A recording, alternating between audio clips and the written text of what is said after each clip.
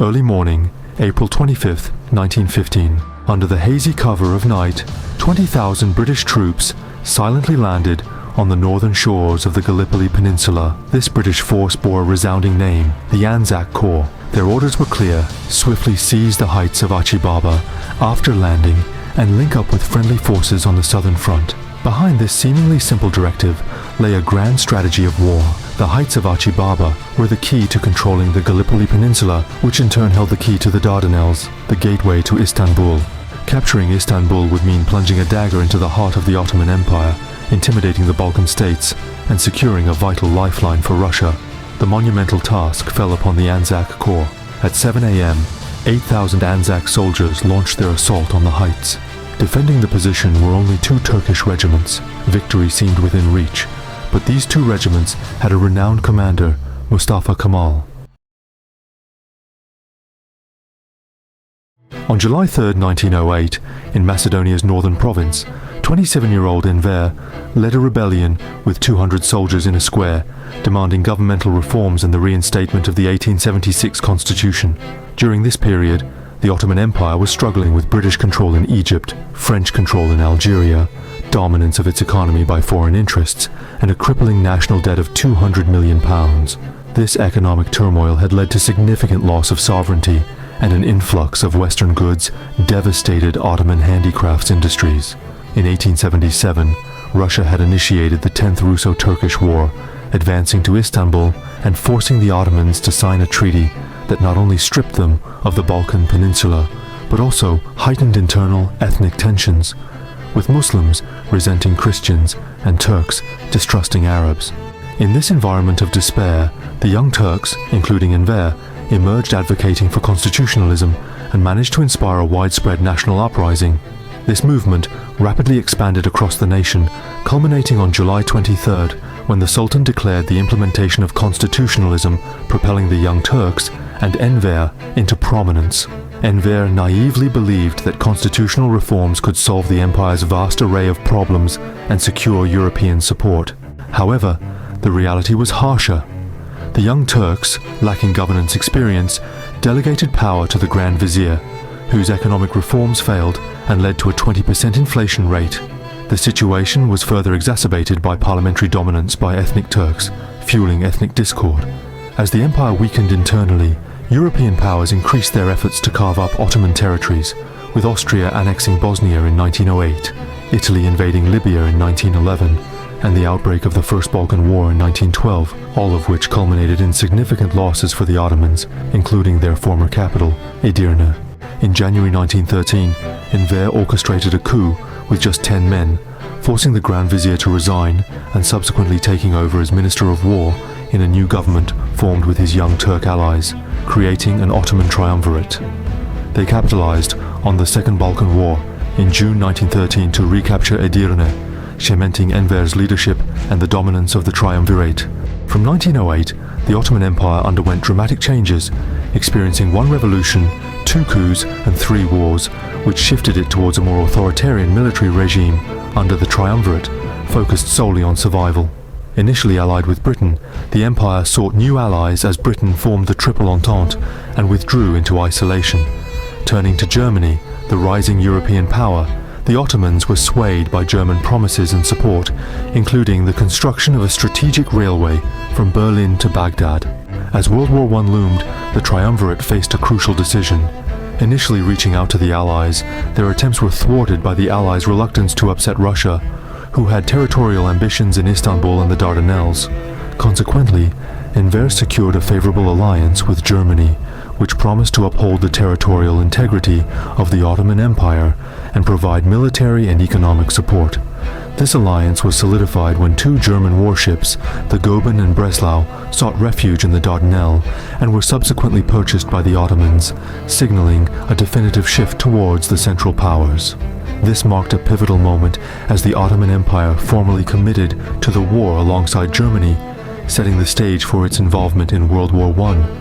On October 31st, 1914, Winston Churchill, then 40, and Britain's First Lord of the Admiralty, ordered the bombardment of the Dardanelles without cabinet approval after hearing of the Ottoman Empire's entry into the war.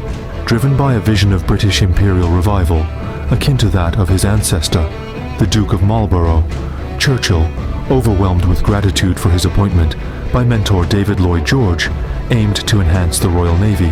By 1914, he had transitioned it from coal to oil power. However, his youthful audacity and prioritization of personal ambition were criticized by colleagues as potentially warmongering. Once war commenced, Churchill, excited, had already mobilized the fleet and pushed for the incorporation of 2 battleships originally ordered by the Ottomans, a move that infuriated them but aligned with his and Lloyd George's belief in active British participation for substantial gain. They aimed to split Germany and Austria, which would fortify France and Russia, potentially conflicting with British interests. Thus, they eyed the Ottoman Empire, considering that Britain could claim the entire Arabian region if the Ottomans joined the war, connecting British influence from Egypt to India. The Liberal Party's previous Middle Eastern policy of supporting Ottoman territorial integrity to control Russia was abandoned with the Anglo-Russian Entente. The entry of the Ottomans into the war opened the possibility of legitimizing British claims across Arabia, attracting neutral nations to Britain's cause. However, this strategy was not widely accepted in British politics then.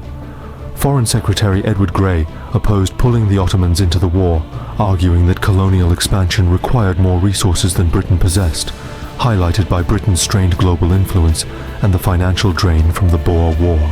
The debate ended when Enver Pasha decided to join the war, shifting Britain's focus solely to how to victory. Despite initial advantages, setbacks for Ottoman leaders Enver and Cemal in the Caucasus and Sinai, and Serbian resistance against Austro-Hungarian forces reduced Britain's early gains. By the end of 1914, Churchill advocated for a decisive breakthrough at the Dardanelles to advance on Istanbul, proposing either alliance with Greece or reallocating troops from the Western Front. Both plans were rejected due to strategic concerns and existing commitments. Despite facing opposition, Churchill was undeterred. He consulted Admiral Carden, commander of the Mediterranean Fleet, about using naval power to force the Dardanelles, even at the risk of losing ships. The plan was unrealistic, as navigating the narrow, mine-filled straits under heavy fire to reach Istanbul, a city of 1.6 million, posed severe challenges. However, Carden cautiously suggested a large fleet might succeed, hoping Churchill would see the impracticality. Instead, Churchill saw this as a green light and told the Cabinet's War Committee he would prepare an expedition by February to capture the Gallipoli Peninsula without detailing the naval strategy. The Gallipoli campaign began with Britain committing 400,000 troops, losing half of them. On February 19, 1915, 12 British warships started the campaign by targeting Ottoman fortresses, with operations continuing into March. Mine-clearing efforts in the Dardanelles were slow, particularly because the Ottomans had strategically placed mines in the narrower northern sections. Under pressure, Churchill ordered Admiral Carden to advance through the straits on March 11th, but after falling ill, Carden handed command to his deputy, Robeck. On March 18th, a joint force of British and French warships launched a full assault on the Dardanelles, but were hit at mines laid by the Ottomans the day before. The mines caused severe losses, sinking 3 ships and heavily damaging 3 others. Disheartened, Robeck halted the operation and, despite Churchill's urging, refused to restart the assault. On March 19th, Churchill informed the War Committee of the fleet's defeat, but still asserting Robeck could still succeed. Secretary of State for War Kitchener, initially against the operation, agreed to continue and arranged for additional army support, which took a month to organize. On April 25th, 78,000 British and Dominion troops landed on the Gallipoli Peninsula, a spot chosen by Commander Hamilton to surprise the Ottomans. Ottoman Commander Saunders did not expect the British to choose this location, where dense Ottoman artillery made naval support challenging, and the narrow terrain risked trapping British forces. Despite these challenges, Hamilton pushed forward with the risky landing. Control of the Ashibaba Heights was pivotal, and Commander Hamilton assigned this task to the spirited Anzac forces. They faced Mustafa Kemal. The Anzacs, under heavy machine gun fire, fiercely clashed with Kemal's troops. As the Ottomans nearly ran out of ammunition and started to retreat, Kemal commanded them to fix bayonets and charge, famously declaring, "I am not ordering you to fight, I am ordering you to die." Despite being outnumbered, his forces held the heights against repeated Allied assaults and securing the position. When Hamilton learned of the entrenched stalemate, he realized the campaign had turned into trench warfare, the scenario he least wanted. Continuous Ottoman reinforcements throughout April dashed British hopes for a quick victory. The prolonged battle led to entrenched positions along the coast, mirroring the Western Front, but without the steady supply lines. Unlike the Western Front's proximity to French supplies, all resources for Gallipoli had to be transported from Egypt at great expense. In May, the situation worsened as German submarines sank 3 British battleships, further complicating the Allied campaign. After Gallipoli became deadlocked, the British Navy withdrew to preserve its ships, risking supply line cuts. Simultaneously, in Europe, Joffrey's spring offensive gained little despite heavy losses, while German General Mackensen rapidly reversed Russian advances at the Battle of Gorlice. These developments swayed the Balkan states towards the Central Powers. Amidst these failures, blame focused on Churchill. Despite his defense that his original plan would have succeeded, support waned, and even Lloyd George withdrew his backing. On May 19th, Churchill was ousted from the War Committee and resigned, later serving as a battalion commander on the French front. By August 1914, the British forces at Gallipoli were in a difficult position, and despite his initial resistance to war, Lord Kitchener now opposed withdrawal, fearing the collapse of the Balkan situation and a potential jihad ignited by an Ottoman victory over Britain. Kitchener decided to send reinforcements to Gallipoli, marking a decisive moment. On August 6th, reinforcements of 5 divisions landed at Suvla Bay, coordinating with on-ground forces for a diversionary attack, resulting in severe casualties, with the British incurring 2,100 casualties in one day in the southern line.